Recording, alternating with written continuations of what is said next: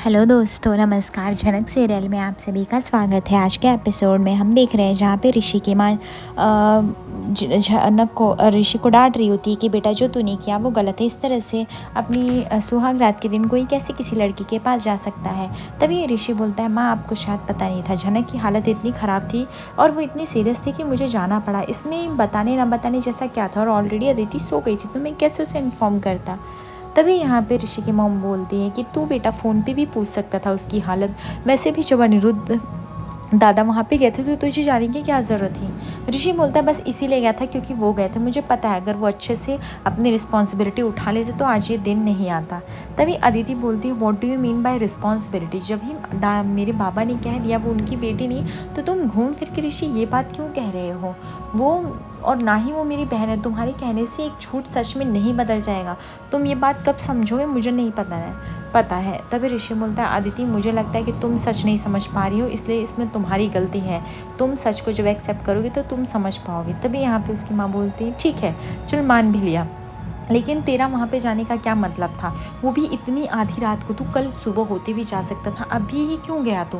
तभी ऋषि बोलता है कि माँ इसमें जाने क्या, मैं पहले भी जाना चाहता था पर अदिति सो गई इसलिए मैं उसे डिस्टर्ब नहीं किया, इसलिए मैं चला गया और अभी मुझे 2 घंटे ही हुए थे।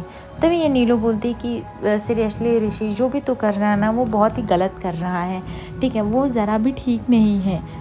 तब यहाँ पे ऋषि बोलता है, नीलू दीदी क्या ठीक है क्या नहीं, मैं उसके लिए नहीं यहाँ पे आया हूँ।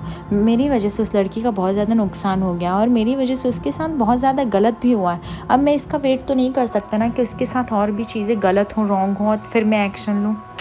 तभी यहाँ पे अदिति बोलती हैं, अच्छा तो तुम्हें ऐसा क्या हो गया ऋषि जो उसके लिए इतनी सिंपैथी जाग रही है और इतना सब कुछ क्यों हो रहा है तुम्हारे साथ? पहले तो तुम उसके लिए इतना सोचते भी नहीं थे और अब तो तुम्हें हर उसकी छोटी सी छोटी बात पे इतना फ़र्क पड़ता है। कहीं तुम उसके लिए फील तो नहीं करने लगे हो? तभी यहाँ पे ऋषि की माँ बोलती है, अदिति ये तू क्या कह रही है?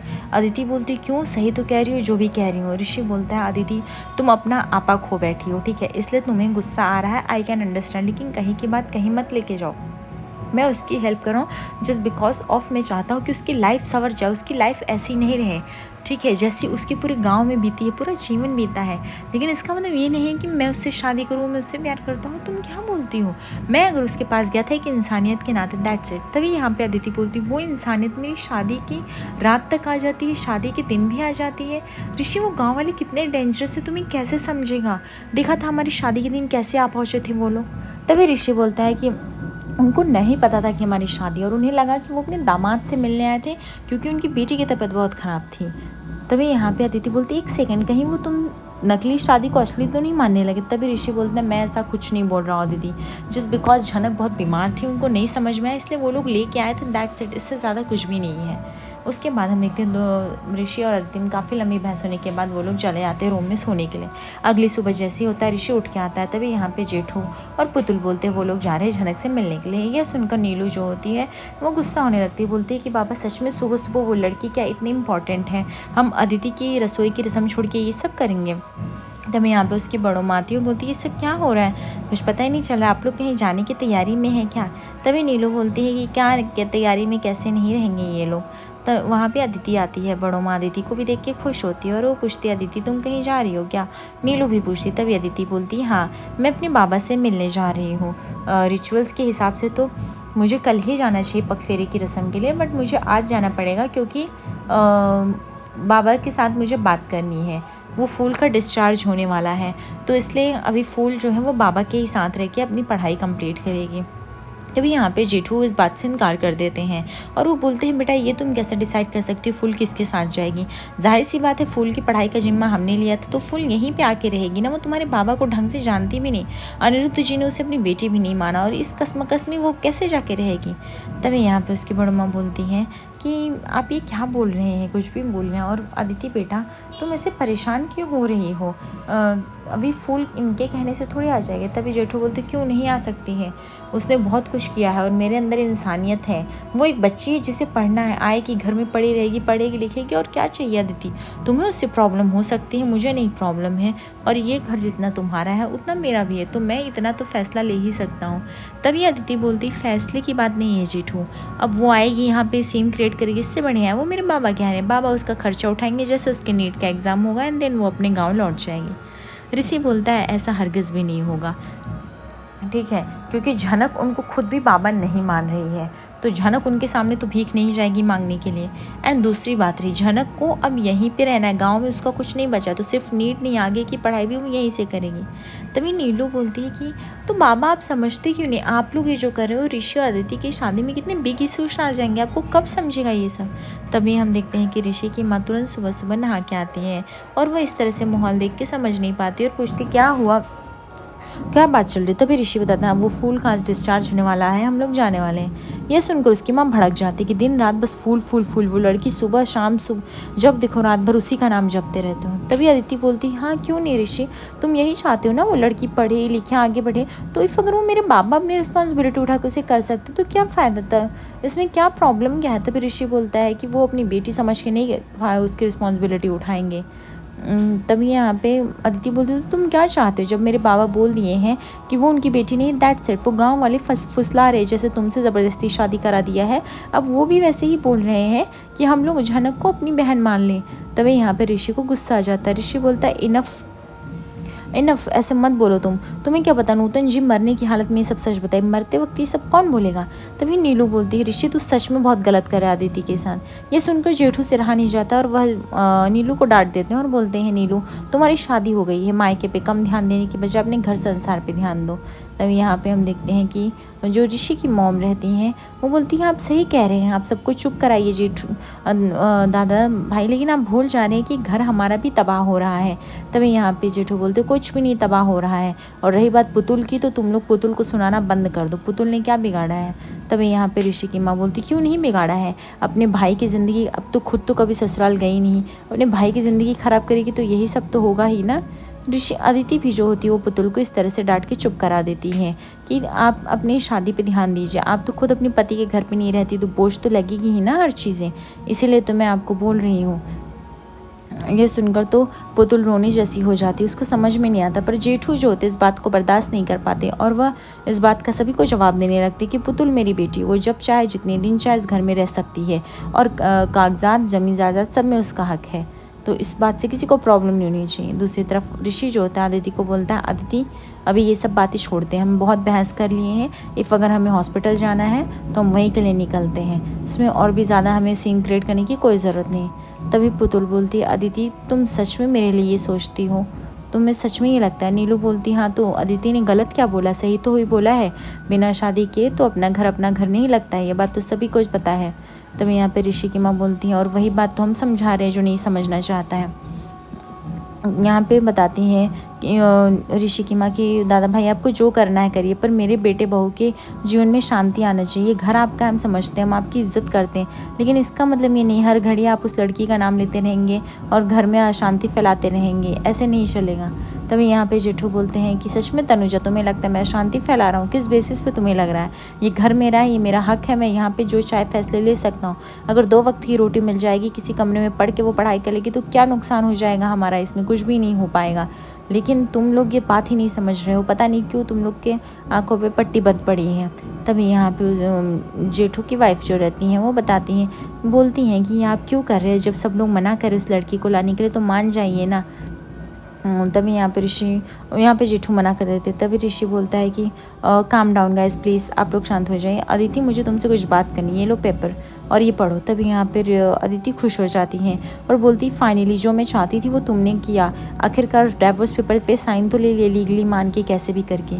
नीलू बोलती है वाह चलो ये तो सेटल्ड हो गया, अदरवाइज़ ये तो हो ही नहीं रहा था। ऋषि बोलता है साइन ज़रूर है लेकिन ये मेरी नहीं है, इलीगल तरीके की साइन की गई है और ये साइन किसी भी एंगल से मेरी नहीं है, और ये किसने की है। अदिति बोलती है मुझे कैसे पता होगा। तभी ऋषि बोलते हैं तुम्हें अच्छे से पता होगा अदिति, आई नो कि तुम तो नहीं की हो बट ये तुम्हारे मॉम या डैड में से किसी ने किया, अर्शी आंटी या अनिरुद्ध अंकल ने ही किया है, क्योंकि तुम्हें याद है उन लोगों ने बोला था, तो प्लीज़ अगर ऐसा किया है तो बात करना, otherwise I will take legal action. दूसरी तरफ हम देखते हैं यहाँ पे अनिरुद्ध अपने काम में बिजी रहता है। तभी जेठू वहाँ पहुँचते हैं और अनिरुद्ध को पूछते हैं कि क्या हुआ, झनक की तबीयत कैसी थी। तभी वहाँ पे अनिरुद्ध बोलता है ठीक है। यह सुनकर जेठू थोड़ा गुस्सा हो जाते हैं और बोलते ठीक है, सिर्फ वो बच्ची इतनी दर्द में करा रही है और तू ठीक है बोल रहा है। दूसरी तरफ अर्शी जो होती है वो गेट के पास खड़ी होकर सारी बातें सुन रही होती हैं। तभी यहाँ पे अनिरुद्ध बोलता है जेठू आप क्या चाहते हैं, मैं उस लड़की को अपना लूँ, वो लड़की मेरी बेटी नहीं है। तब यहाँ पे जेठू बोलते हैं बेटा तू माने या ना माने, झनक कभी झूठ नहीं बोलती थी। वो लड़की तेरी बेटी है, ये सब हम सब लोग जानते हैं, बस तुझे मानने की देरी है। तू क्यों नहीं मानना चाहता है मुझे ये नहीं पता है। क्या झनक मरते टाइम ये सब झूठ बोलेगी? तुझे लगता है इतना फालतू मजाक कोई नहीं करेगा, एक बच्ची के पिता के बारे में तो बिल्कुल नहीं। अनी तू पहले से कितना बदल गया है, तू प्रैक्टिकल सोचने लगा, तू भूल गया तू वही झनक से प्यार करता था। अब यहाँ पे अनिरुद्ध बताता है जेठू आप सही कह रहे हैं, मैं प्यार करता था, हमारी शादी भी हुई, हम गए भी, लेकिन वो बच्चा मेरा नहीं था। तब यहाँ पे अर्शी आ जाती है, बोलती है वाह जेठू वाह, क्या मैनिपुलेटिंग चल रही, मेरे पति को ही मैनिपुलेट करना चालू कर दिए, बहुत अच्छी बात है। तभी अनिरुद्ध बोलता है Arshi please stay of this, तुमको कुछ पता नहीं है तो तुम प्लीज़ इससे कुछ बोलो मत। तभी यहाँ पे जेठू बोलते हैं कि अर्शी तुम बहुत गलत कर रही हो, बहुत साल पहले झनक के साथ गलत किया, अब मून को भी वही सिखानी हुई, वो उसकी बेटी की ज़िंदगी तबाह कर देगी। तभी अर्शी बोलती मैंने झनक की ज़िंदगी तबाह की या उसकी ज़िंदगी खुद तबाह हो गई। तभी जेठू बोलते क्यों, कोर्ट ने आदेश दिया था भूल गई, तुमने अपनी बहन ऐसे करके तब तुम लोग बचे थे और तुम्हारी माँ को उसके चक्कर में जेल के चक्की पीसने पड़ रहे, भूल गई हो क्या सब। तभी अर्शी बोलती बस आप बाउंड्रीज क्रॉस करें। जेठू बोलते हैं हमने कोई बाउंड्रीज नहीं क्रॉस की है, मैंने सच बताया है। अनिरुद्ध देखना एक दिन तुझे खुद जब यकीन होगा ना तेरी बेटी, तो तू उससे माफ़ी मांगने के लिए गिड़गिड़ाएगा, लेकिन तब तक बहुत देर हो चुकी रहेगी। इसलिए अपनी आंखें खोल, और मेरा दिल जानता है कि तू उसका पिता है, इसलिए सच्चाई का पता लगा। तेरे कहने मेरे कहने से कुछ नहीं होता है, तुझे अच्छे से पता है क्या सही है क्या गलत है। झनक तेरा प्यार थी, ज़रूरी नहीं बच्ची वो किसी कुछ भी झूठ बोले। तभी यह कह के वह चला जाते हैं जेठू। अनिरुद्ध जो अर्शी जो होती है वो अनिरुद्ध को बोलती है कि ये सब क्यों हमारे बीच में पड़ रहा है। अनिरुद्ध बोलता है नेग्लेक्टेड, तुम्हें कुछ बोलना है तो वो बोलो। तभी अर्शी बोलती है हाँ मुझे बोलना है, वो लड़की का कुछ तो करना पड़ेगा ना, अदरवाइज़ मून की शादी में तो कितनी प्रॉब्लम हो जाएगी। उसके जेठू मोनी जो है वो जा रहे हैं उस झनक को लाने घर में रखने के लिए। अनिरुद्ध बोलते हैं ऐसा कुछ भी नहीं होगा, इफ़ अगर ऐसा हुआ और ऋषि ने ऐसे करने की कोशिश की तो मेरा लॉयर वहाँ पे कॉल कर देगा और एक कॉल वहाँ पे पहुँच जाएगा। तभी यहाँ पे हम देखते हैं अनिरुद्ध को ऋषि का कॉल आता है। अनिरुद्ध बोलता है हॉस्पिटल में मिलने के लिए। यहाँ पे अनिरुद्ध और अर्शी जो होते हैं वो झनक को फाइनल बाय बाय कहने आते हैं। यहाँ पे अर्शी बोलती है होप आप लोग ठीक होंगे, सब कुछ ठीक होगा, आपने अपने लिए गाड़ी मंगा ली होगी, अब आप यहाँ से निकल जाइए। तभी यहाँ पे पराशर बोलते हैं हम इतने अमीर नहीं तुम लोग के जैसे कि गाड़ी हमारा इंतज़ार करती है, हम गाड़ी का इंतज़ार करते हैं, हमारे यहाँ ऐसा इसलिए हम चले जाएंगे। और रही बात पैसे की तो अनिरुद्ध बाबू आपका पैसा दे देंगे। झनक बोलती हाँ, और हमें किसी का एहसान नहीं चाहिए और हम लोग पैसे के भूखे नहीं हैं, इलाज कराना था इसके लिए आप सबका बहुत मेहरबानी। तभी अनिरुद्ध बोलते हैं वो पैसे मुझे नहीं चाहिए, तुमने मेरा काम किया मैंने तुम्हारा काम किया, दैट्स इट। झनक बोलती कैसा काम, वो कोई काम नहीं था, मुझे उस शादी में नहीं रहना था, मैंने ये किसी और के लिए किया, ये बात आपको अच्छे से पता है। और रही बात पैसों की तो मेरे बाबा जैसे ही पैसे होंगे वो लौटा देंगे। तभी यहाँ पे अदिति बोलती बार बार बाबा पैसे पैसे बोल रहे, बता दो ना कितना खर्चा हुआ है, तो ये अभी के अभी दे देंगे। तभी झनक बोलती अभी के अभी नहीं, हमारे पास अभी पैसे नहीं है, लेकिन जैसे होंगे बाबा आपके पैसे लौटा देंगे, हम खुददार इंसान हैं, हम इस तरह से दूसरों के पैसे पे नहीं रहते हैं। तभी पराशर बोलता है और अनिरुद्ध बाबू ये मत सोचिएगा कि पैसों का रुतबा जमाएंगे, हमारी बेटे की तबीयत थी, मजबूरी थी, इसलिए हमें यहाँ पे आना पड़ा। तभी यहाँ पे अनिरुद्ध बोलते हैं कि और वैसे भी तुम्हारी बिटिया जो है वो तो डाइवोर्स दे चुकी, तो शादी को खारिज कर दी है। ये सुनकर पराशर गुस्सा हो जाता है झनक से। आज रात के एपिसोड में देखेंगे जहाँ पे बार बार अदिति मना करती है झनक को घर ले जाने से, और जेठू अदिति में बहुत बड़ी बहस हो जाती है, जहाँ पे जेठू बोलते हैं कि मैं इस बच्ची को लेके जाऊँगा, और पुतुल भी जो होती है वो अनिरुद्ध को इंसल्ट करती है कि आप ऐसा कैसे कर सकते हैं, अपनी एक बेटी को सपोर्ट और दूसरी बेटी को ज़रा भी नहीं। लाइक सब्सक्राइब कमेंट करना भूलें नहीं, और ऐसे ही आगे एपिसोड पे बने रहिए दर्शकों। धन्यवाद।